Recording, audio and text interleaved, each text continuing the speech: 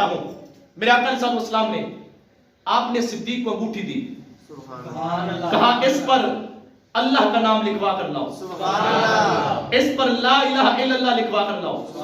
آپ بھی بولے نہیں در والے پیار سے، اس پر بھی لا الہ الا اللہ لکھوا کر لاؤ۔ صدیق اکبر نے انگوٹھی پکڑی، چلتے گئے، سونار کے پاس گئے، جا کر اس سے کہا اس کے اوپر لا الہ الا اللہ بھی لکھو، ساتھ محمد رسول اللہ بھی لکھو۔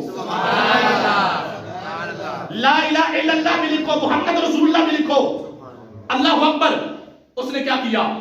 جلدی سے لا الہ الا اللہ لکھا، ساتھ محمد رسول اللہ لکھا۔ صدیق اکبر کو واپس کی، آپ نے انگوٹھی پکڑی، اب سننا دل تھام کے آپ کا عقیدہ روشن ہوگا، یہ صدیق اکبر ہے اور مصطفیٰ کا دیوانہ ہے، پروانہ ہے۔ آقا علیہ السلام کی ذات پر ہر وقت قربان ہونے کے لیے تیار رہتا تھا۔ اللہ اکبر۔ انگوٹھی پکڑی، سرکار کے پاس آ گئے واپس۔ جب سرکار کو انگوٹھی پیش کی، مصطفیٰ کریم علیہ السلام نے جب دیکھا نا، اب سننا دل تھام کے، جب دیکھا انگوٹھی کے اوپر لا الہ الا اللہ بھی لکھا ہے، محمد رسول اللہ بھی لکھا ہے، آگے ابو بکر الصدیق بھی لکھا ہے۔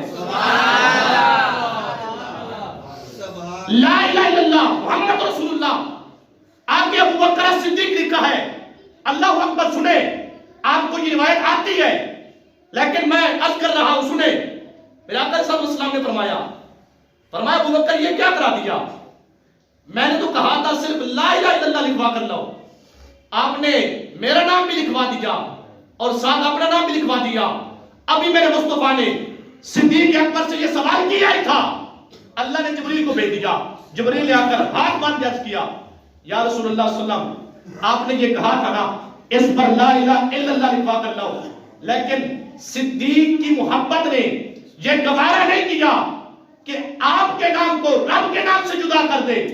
جب صدیق کی محبت نے یہ گوارا نہیں کیا کہ آپ کے نام کو رب کے نام سے جدا کر دے، اللہ نے بھی یہ پسند نہیں کیا کہ صدیق کے نام کو یا رسول اللہ آپ کے نام سے جدا کر دے۔